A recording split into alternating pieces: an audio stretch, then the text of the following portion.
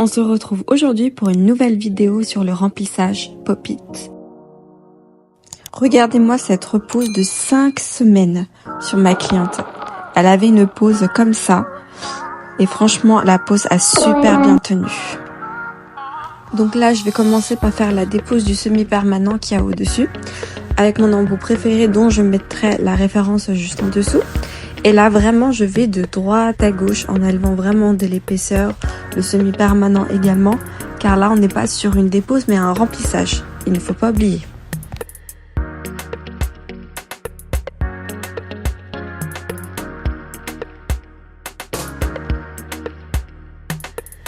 Après avoir enlevé le semis et en dépécissant le gel, j'ai raccourci un tout petit peu la longueur car c'était un peu trop long pour elle. Et là, on va vraiment refaire la forme qu'elle souhaitait comme au départ, une amande.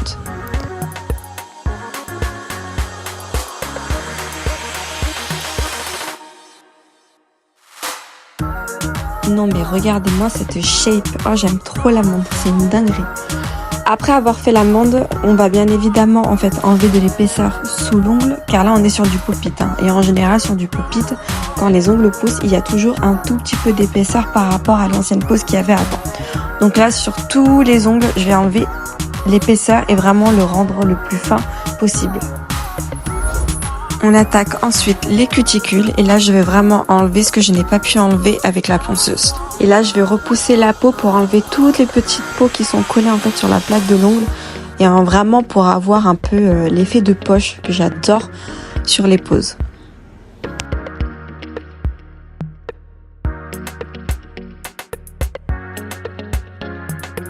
Bon là on voit bien que j'ai bien repoussé toutes les peaux et qu'il y a pas mal de peau. Donc là on va tout enlever avec ma petite pince à cuticule et là j'enlève vraiment tout autour pour vraiment que ça puisse être propre et net quand je vais mettre le semi-permanent à la fin.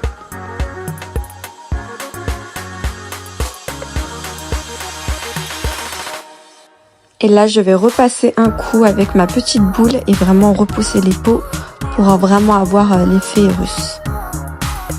Après avoir fait ma petite couche de glissade, je prends une petite boule de gel, vraiment une toute petite, pas besoin de prendre énormément d'épaisseur parce qu'on est quand même sur une technique de enlimage.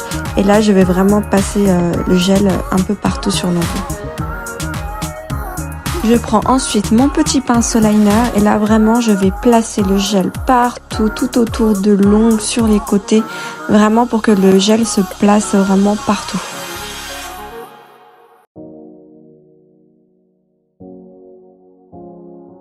Voilà le résultat. Ah non, c'est vraiment parfait. C'est comme j'aime. Donc ensuite, après cette étape faite, là on va commencer par poser le semi-permanent que j'ai pris chez Indigo. Je commence par faire la petite French avec un autre semi-permanent de chez Indigo. D'ailleurs, le semi-permanent est magnifique. Vous allez voir le résultat jusqu'à la fin.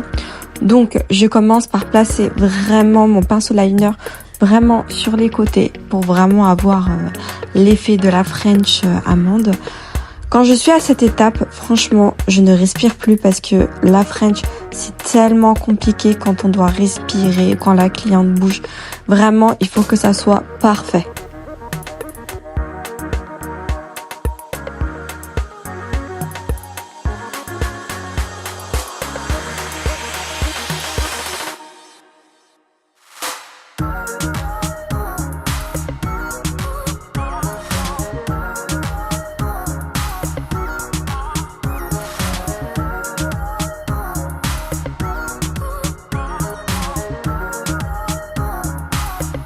On termine par la dernière étape à mettre le top coat pour avoir vraiment la finition brillante.